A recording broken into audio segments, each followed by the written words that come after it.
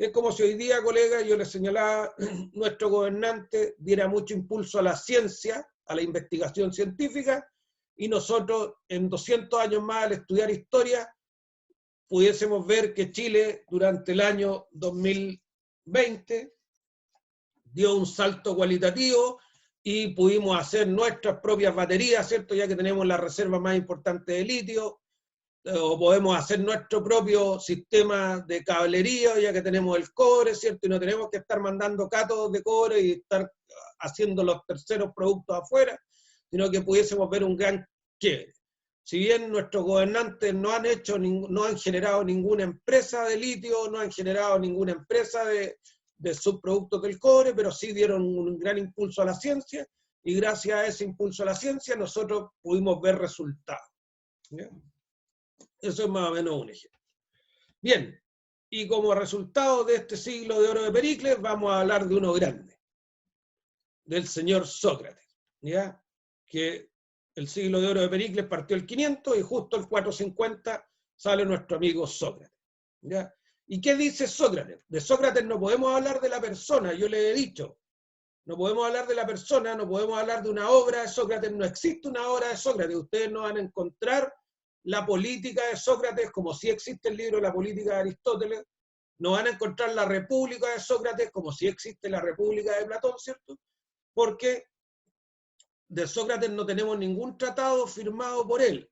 De ahí que hayan teorías que dicen que Sócrates nunca existió y que fue un invento de Platón para personificar al ciudadano modelo griego, ¿ya? Pero Sócrates, según lo que escribía Platón, porque todo lo que conocemos de Sócrates a través de Platón, Sócrates, según lo que dice Platón, señala que el arte de la política, la ciencia o la gran ciencia de la política, dice Sócrates, no dice que la política busca halagar o el placer de cada ciudadano, sino que dice que la política debe intentar hacer mejores ciudadanos, ¿ya? Y lo más importante que dice Sócrates es que la política es una ciencia como tal. No puede dedicarse a la política, cosa que me gustaría mucho que nosotros pudiéramos traducir hoy día en carne. No puede dedicarse a hacerla, encarnarla, a eso me refiero. No puede dedicarse a la política cualquiera. No por el hecho que yo me crea charlatán, que yo me crea vendedor de humo, vaya a ser un buen político. Sino que Sócrates dice que esa no puede hacerla cualquiera, sino quien esté capacitado para ello, ¿ya? Tiene que haber una calificación política. Dice, así ocurre con la medicina o la construcción, ¿ya? Tanto el constructor como el médico, dice Sócrates, no puede ofrecerse para este servicio sin haber adquirido el oficio o el arte correspondiente, ¿ya? Nosotros, en cambio, elegimos a políticos, ¿cierto?, que no han tenido ninguna preparación. Sino, insisto, todas las profesiones son válidas, pero Sócrates decía que nosotros debemos elegir políticos que estén capacitados para ello. Y yo, sin ser pedante, queridos colegas, y ustedes tienen que compartir conmigo esto, los más calificados para traducir el devenir político debemos ser los abogados, ¿ya? Ustedes, yo ya no me dediqué a la política, pero ustedes son los más calificados porque ustedes saben cómo se origina, cómo se modifica, cómo se socializa la norma jurídica. Si yo les recuerdo, ser político, ser representante, es dirigir los destinos de la comunidad, ¿ya? Y esto no puede ser baladí, no la puede hacer cualquiera, que es lo que dice Sócrates. Y es lo que se veía en Grecia hasta antes de estos grandes pensadores. Como se había generado un modelo clientelista, un modelo corrupto, cualquiera que fuera charlatán, cualquiera que tuviera plata, cualquiera que saliera en las pantallas, si lo llevamos hoy día, podía ser un candidato. Nosotros podemos ver futuros candidatos hoy día. Hay cuánta gente que está dando todos los días opiniones, ¿cierto?, que parten dando opiniones de su especialidad y terminan como candidatos. ¿Qué tiene que ver?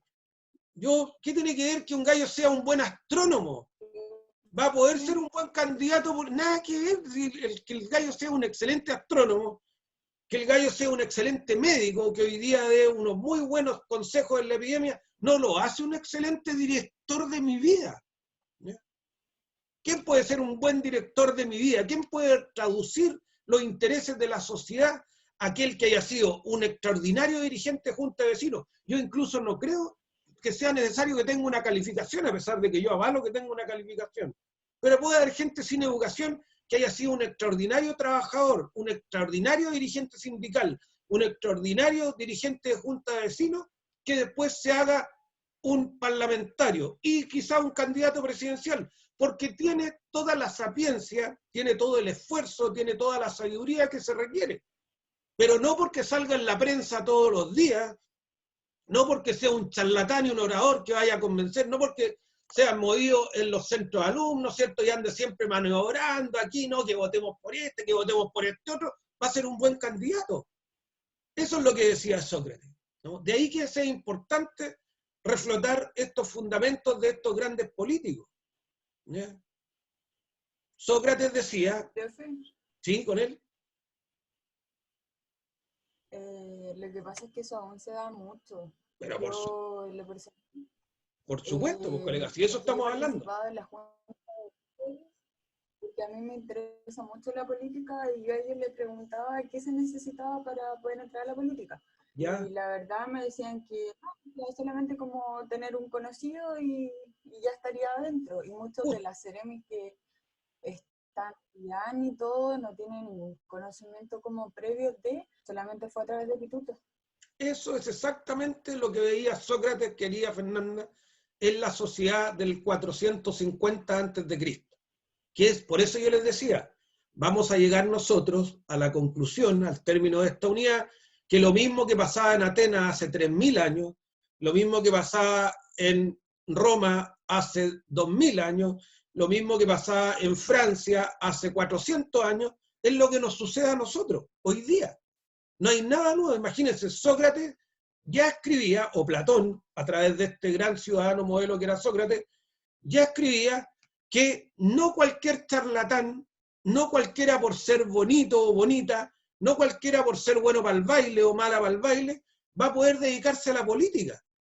Hacemos esto que estamos estudiando ciencia política, muy bueno tu aporte, es que tenemos que generar conciencia en nuestro entorno y en todos los que podamos influir para que voten por gente realmente preparada, para que voten por gente que va a leer los proyectos de ley, que va a elegir un comité que les asesore para mejorar nuestra vida y no para pagar favores políticos, no para andar autofinanciando las campañas, ¿no? Eso es la gente que necesitamos nosotros. Ahora, si ustedes me preguntaran a mí y me dijeran, oye, ¿tú vas a votar alguna vez por una farandulera de, no sé, pues de rojo, no sé cómo se llaman esos programas? Jamás. Pero puedo equivocarme, puedo que sea un excelente representante. Pero en general yo voy a votar por alguien que me dé la garantía de que va a hacer la pega, de que va a leer los proyectos de ley, de que va a elegir un comité que lo va a asesorar para esto y no va a pagar favores políticos con la plata que le pagamos todos los chilenos, ¿cierto? Que no va a ser corrupto. De ahí. Y Sócrates tenía este mismo problema el año 450 a.C. Se deben dedicar a la política gente que sea preparado para tal efecto. Y esto, insisto, esta preparación no se atribuye a una cualificación de enseñanza, no se atribuye a una certificación. ¿Puede ser coincidente? Ojalá que sí. Pero también yo voy a votar a ojos cerrados por un dirigente sindical que sea muy trabajador, que sea efectivo, que después sea un dirigente de junta de vecinos que sea una maravilla. A ese gallo yo le voy o a esa señora, yo le voy a dar el voto a ojos cerrados. Porque sé que un buen dirigente sindical, sé que un buen dirigente de junta de vecinos, sé que un buen concejal que haya trabajado, que se haya mantenido alejado de la corrupción, que se haya mantenido alejado de la tentación del poder, va a ser un buen representante mío. Insisto en lo que decía Sócrates. La tarea de la política, que es el arte más importante, como lo decía Aristóteles, ¿cierto?, no puede desempeñarlo cualquiera, no por ser charlatán, no por ser bonito, no por salir en televisión, va a ser óbice para ser un político. Por eso las sociedades fallan. Las sociedades más avanzadas, Canadá, Nueva Zelanda, Dinamarca, Australia, ponen en los cargos públicos, la gente no tiene temor de elegir en los cargos públicos a los mejores, ¿ya? Porque saben que los van a hacer trabajar, saben que los van a hacer esforzarse. Nosotros aquí le tenemos pavor de elegir a un esforzado, porque lo que no queremos es que nos hagan trabajar, ¿no? Bien, seguimos con Sócrates. Hace una crítica valiente y certera de las condiciones sociales, rehúsa a la obediencia de mandatos injustos. ¿Qué es lo que pasa con esta teoría de Sócrates? ¿Cuál es el punto donde falla en la realidad? Es que vincula la ética con la política, ¿ya? Sócrates sostiene que el fin de la vida humana es la felicidad, al igual que Aristóteles, todo el resto son discípulos, ¿cierto? Y se llega a la práctica de esto por la virtud, ¿ya? Yo les recuerdo que la política hoy día, la política realista, la política descarnada, que es maquiavélica, prescinde de la moral. La política tiene un fin propio. Ya, en cambio, Sócrates en este tiempo, y también Platón de alguna manera, muchos y Aristóteles, mezclaba la moral con la política. El hombre bueno era el hombre, o la persona buena era la persona en condiciones de generar un buen representante político. Situación que ojalá lo sea, pero en la realidad estamos lejos de esto. No se preocupaba de las otras ciencias, Sócrates, le interesaba la ciencia política. ¿Qué dice Sócrates? Ojo con esto, Sócrates criticaba las formas de gobierno, salvo la aristocracia, y le tenía mucho miedo a la democracia, ¿ya? Que era lo que había traducido Clístenes, ¿cierto? Y que era lo que se vivía en ese tiempo en Atenas. ¿Por qué? Porque la democracia postula que todas las personas somos iguales. Sócrates señalaba que todas las personas somos diferentes, ¿ya? Que no pueden optar a los cargos públicos todas las personas porque hay gente que va a tener mejor moral, que va a ser más inteligente, que va a ser más sabio, por lo tanto, a ellos hay que elegir. Sócrates no tenía miedo de establecer esta diferencia, ¿ya? No todos, decía Sócrates, pueden optar a ser representantes, a ser directores de nuestra vida. Tienen que ser los más capaces, los más justos, los más valientes, los más moralmente aptos, ¿ya? Ojo, que esto es una consideración que yo sí se las pregunto. ¿Qué decía Sócrates respecto a acatar leyes injustas? ¿Ya? Y Sócrates decía que el hombre bueno, que las personas buenas deben acatar todas las leyes, aún las leyes malas, aún las leyes injustas. ¿Por qué? Porque si no acatan las leyes injustas, aunque sean leyes malas, todos deben ponerse bajo el paraguas del orden jurídico, porque si no se ponen bajo el paraguas, le da pie, le da facultades a las personas malas a acatar las leyes buenas, ¿ya? Sócrates, al igual que yo comparto, era de la idea de que las personas buenas deben acatar todas las leyes. Nosotros no tenemos posibilidad de no acatar las leyes, pero sí nosotros tenemos que propender a defender todas las leyes, así nos gusten o no nos gusten. A mí hay leyes hoy día en nuestro ordenamiento jurídico que no me gustan para nada, pero hay que acatarlas todas, porque si comenzamos nosotros a efectuar revolución o contrariedad a las leyes, vamos a dar pie para que los malos dejen de acatar todas las leyes, incluso las leyes buenas. ¿Se entiende?